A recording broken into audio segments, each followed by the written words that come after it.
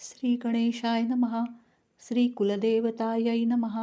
श्री सद्गुरवे नमः. श्रीराम जय राम जय जय राम. अध्यात्म रामायण किष्किंधाकांड अष्टमः सर्गः. श्री शंकर म्हणाले, संपातीचे भाषण ऐकून सर्व वानर आश्चर्यचकित झाले. त्यांनी संपातीला म्हटले, भगवंत, आपण आपली सर्व हकीकत मुळापासून कथन करावी. त्यावर संपातीने आपण पूर्वी काय काय केले तो सारा वृत्तांत सांगितला. तो म्हणाला, पूर्वी मी आणि जटायू असे आम्ही दोघे बंधू पूर्ण तारुण्यात असता आमच्या अंगच्या बळाचा आम्हाला मोठा गर्व झाला. पुढे कोणाचे सामर्थ्य किती आहे हे पाहण्याची इच्छा आमच्या मनात उत्पन्न होऊन आकाशातून फिरत फिरत सूर्यमंडलापर्यंत जाण्याचे आम्ही योजले आणि तारुण्य मदाने विचार न करता वर उडालो. आम्ही कित्येक सहस्र योजने वर गेलो. तेथे रवीच्या प्रखर तेजाने जटायूचे शरीर होरपळून गेले. ते पाहून माझ्या मनात दया उत्पन्न झाली आणि त्याचे रक्षण करण्यासाठी त्याला माझ्या पंखांखाली झाकून घेऊन मी तेथेच उभा राहिलो. त्यामुळे सूर्यकिरणांनी माझे पंख जळून गेले आणि मी ह्या विंध्य पर्वताच्या शिखरावर पडलो. वानरश्रेष्ठ हो, उंचावरून पडल्यामुळे मला मूर्छा आली. 3 दिवसांनी मी पुन्हा शुद्धीवर आलो. परंतु पंख दग्ध झाल्यामुळे भ्रमिष्ट होऊन हा कोणता देश आहे किंवा सभोवती कोणती पर्वत शिखरे आहेत हे काहीच मला कळेना. हळूहळू डोळे उघडून मी पाहिले. तो तेथे एक पुण्याश्रम माझ्या दृष्टीस पडला. मग मंद पावले टाकीत मी त्या आश्रमाजवळ गेलो. तेथे चंद्रमा नावाचा एक मुनिश्रेष्ठ राहत असे. मला पाहून आश्चर्यचकित होऊन ते मुनी म्हणाले, संपाते, आज तुला काय झाले आहे?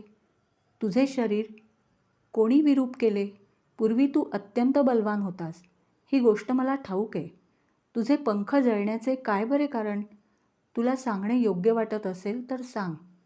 तेव्हा मी माझा सर्व वृत्तांत त्या मुनींना सांगितला आणि अत्यंत दुःखित होऊन म्हटले, मुनिश्रेष्ठा, वणव्याप्रमाणे दुस्सह दाहाने मी पोळत आहे. प्रभो, पंखांवाचून मी प्राण कसे धारण करणार? असे मी त्या मुनींना सांगितल्यावर त्यांनी दयार्द्र दृष्टीने माझ्याकडे पाहिले आणि म्हटले, वत्सा, आता मी काय सांगतो ते ऐक आणि मग तुला वाटेल ते कर. ह्या दुःखाचे मूळ शरीर हेच होय आणि शरीर हे कर्मामुळे उत्पन्न होत असते. देहावर नराची अहंता बुद्धी असते, म्हणूनच त्याच्या हातून कर्म घडत असते. अहंकार हा अनादी असून अविद्येपासून उत्पन्न झाला आहे, अर्थात तो जड आहे. आचेने तप्त झालेल्या लोखंडाच्या लाल गोळ्याप्रमाणे अहंकार आहे. तो सदा चैतन्याच्या प्रतिबिंबाने युक्त असतो. त्याच्याशी अहंकाराशी देहाचे तादात्म्य झाले असता देह चैतन्ययुक्त होतो.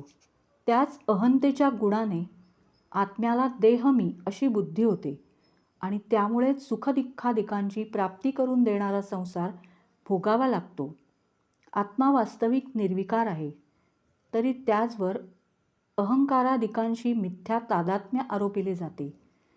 त्यामुळे तो जीव संज्ञा पाहून मी देह आहे, मी कर्म करीत आहे अशा संकल्पाने सर्वदा कर्मे करीत राहतो.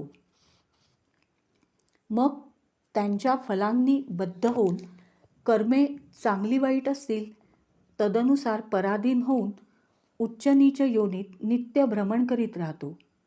मी यज्ञदानादी पुष्कळ पुण्यकर्म केले आहे, तरी स्वर्गात जाऊन निश्चयाने मी सुख भोगीन असा तो संकल्प करतो. असा अध्यास चिंतन सतत केल्याने तो स्वर्गाला जाऊन मोठ्या सुखाचा चिरकाल उपभोग घेतो. परंतु ते त्याचे पुण्य क्षयाला गेले की त्याची इच्छा नसताही कर्माच्या प्रेरणेने तो अधोलोकी येऊन पडतो. प्रथम तो जीव चंद्रमंडलावर पडतो. तेथून पुन्हा दवाच्या संगती तो भूमीवर येऊन व्रीही, तांदूळ इत्यादी धान्यात चिरकाल वस्ती करतो. त्या धान्याचे 4 प्रकारचे भोज्य पदार्थ होऊन ते पुरुष भक्षण करतात.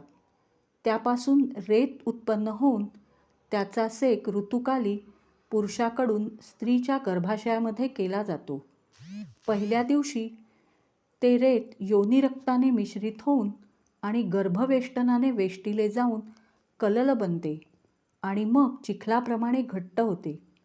नंतर 5 रात्री गेल्यावर त्याला बुडबुड्यासारखा आकार प्राप्त होतो. 7 रात्री झाल्या की त्याची मांसपेशी बनते. 15 दिवस ती पेशी रक्ताने भरलेली असते. पुढे 25 रात्री होऊन गेल्या असता तिच्यामध्येच अंकुर उत्पन्न होतो.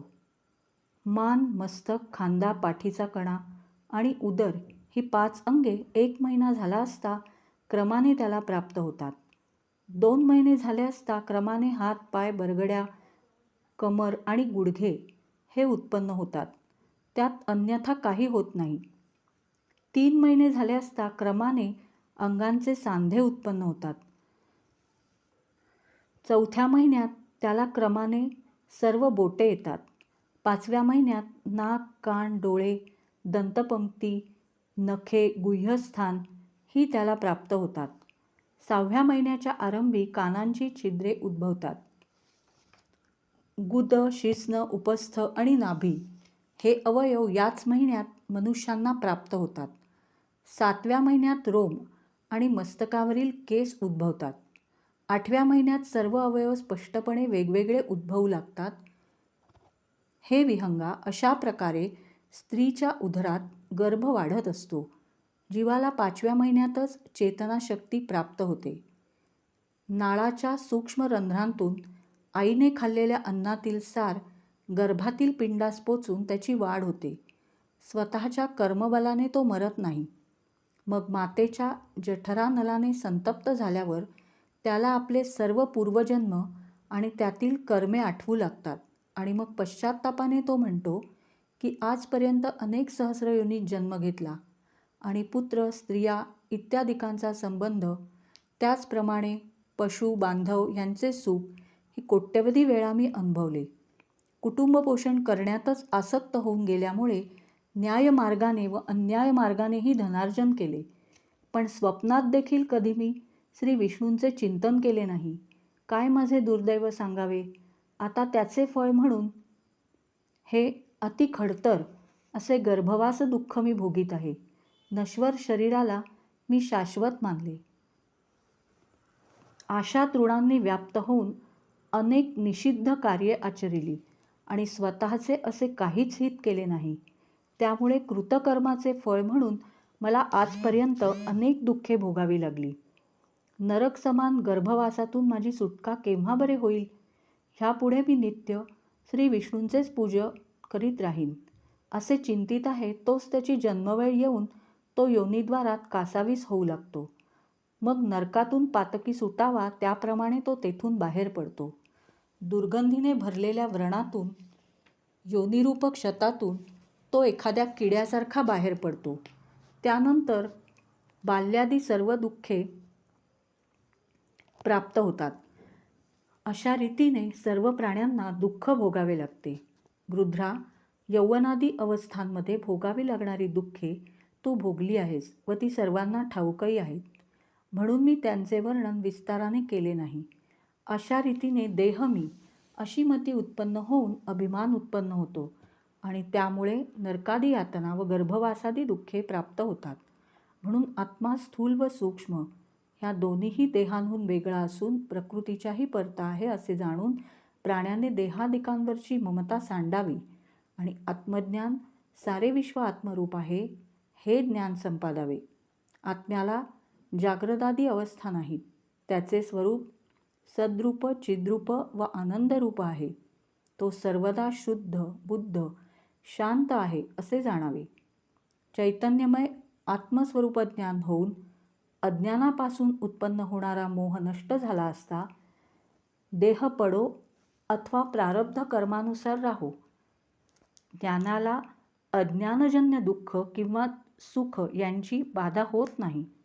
म्हणून प्रारब्ध कर्मांचा नाश होईपर्यंत अंगावर कांत धरून राहणाऱ्या सर्पाप्रमाणे देहाचा सांभाळ कर. हे पक्षा, आणखी एक अत्यंत हिताची गोष्ट तुला सांगतो ती ऐक. त्रेतायुगामध्ये निर्विकार नारायण दशरथपुत्र होऊन रावणाच्या वधाकरता दंडकारण्यात येईल. त्याच्याबरोबर त्याची पत्नी सीता व बंधू लक्ष्मण हे सुद्धा येतील. एक वेळ त्या अरण्यात दोघेही बंधू नाहीत अशी संधी साधून रावण चोरासारखा येऊन आश्रमात असणाऱ्या सीतेला घेऊन जाईल आणि लंकेत ठेवील. पुढे सुग्रीवाच्या आज्ञेवरून तिचा शोध करीत वानर समुद्राच्या तीरावर येतील. तेथे काही कारण घडून त्यांचा व तुझा समागम होईल, ह्यात संशय नाही. तेव्हा तू त्यांना सीतेचे वर्तमान यथार्थतेने सांग, म्हणजे तत्क्षणी तुला पुन्हा 2 नवे पंख उत्पन्न होतील.